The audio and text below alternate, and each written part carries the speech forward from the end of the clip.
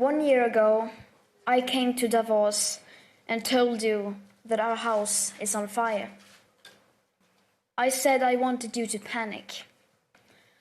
I've been warned that telling people to panic about the climate crisis is a very dangerous thing to do. But don't worry, it's fine. Trust me, I've done this before, and I can assure you it doesn't lead to anything. And for the record, when we children tell you to panic, we're not telling you to go on like before. We're not telling you to rely on technologies that don't even exist today at scale and that science says perhaps never will. We are not telling you to keep talking about reaching net zero emissions or carbon neutrality by cheating and fiddling around with numbers. We're not telling you to offset your emissions by just paying someone else to plant trees in places like Africa, while at the same time forests like the Amazon are being slaughtered at an infinitely higher rate.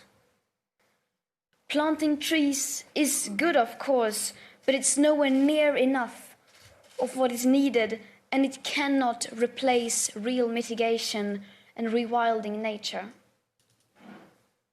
And let's be clear, we don't need a low-carbon economy. We don't need to lower emissions.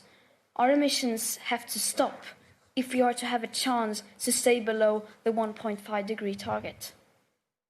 And until we have the technologies that at scale can put our emissions to minus, then we must forget about net zero. We need real zero. Because distant net zero emission targets will mean absolutely nothing if we just continue to ignore the carbon dioxide budget that applies for today, not distant future dates. If high emissions continue like now, even for a few years, that remaining budget will soon be completely used up. The fact that the USA is leaving the Paris Accord seemed to outrage and worry everyone, and it should. But the fact that we are all about to fail the commitments you signed up for in the Paris Agreement doesn't seem to bother the people in power even the least. Any plan or policy of yours that doesn't include radical emission cuts at the source starting today is completely insufficient for meeting the 1.5 or well below 2-degree commitments of the Paris Agreement. And again, this is not about right or left. We couldn't care less about your party politics. From a sustainability perspective, the right, the left, as well as the center have all failed.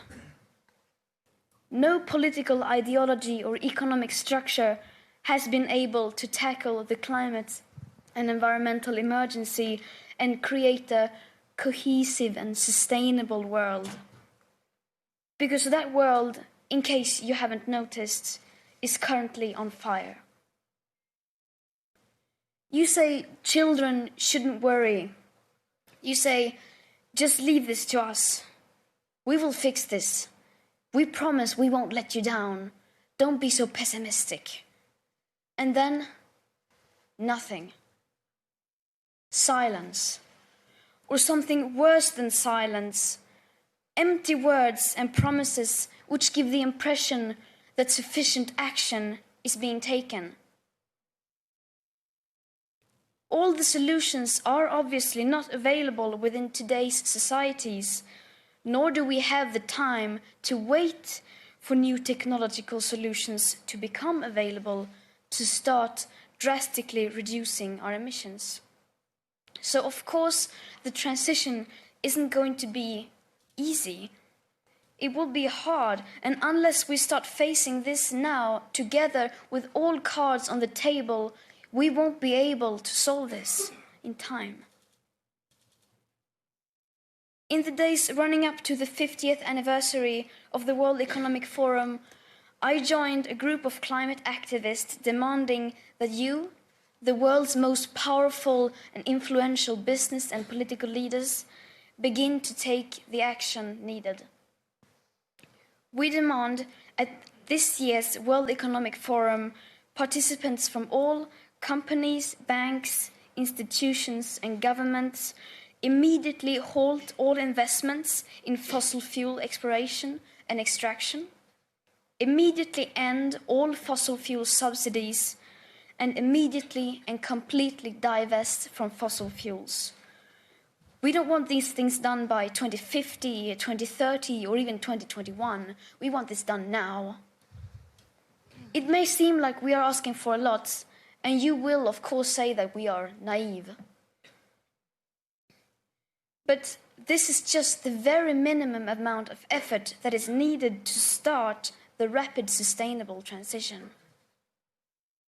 So either you do this, or you're going to have to explain to your children why you are giving up on the 1.5 degree target. Giving up without even trying. Well, I'm here to tell you that, unlike you, my generation will not give up without a fight.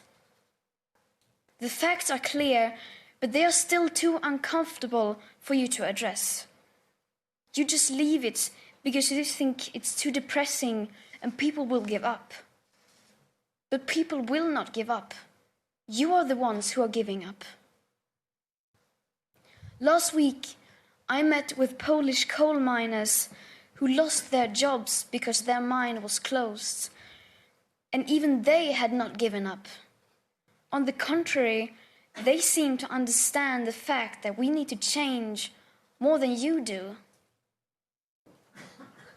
I wonder, what will you tell your children was the reason to fail and leave them facing a climate chaos that you knowingly brought upon them? That it seemed so bad for the economy that we decided to resign the idea of securing future living conditions without even trying? Our house is still on fire. Your inaction is fueling the flames by the hour. And we are telling you to act as if you loved your children above all else. Thank you.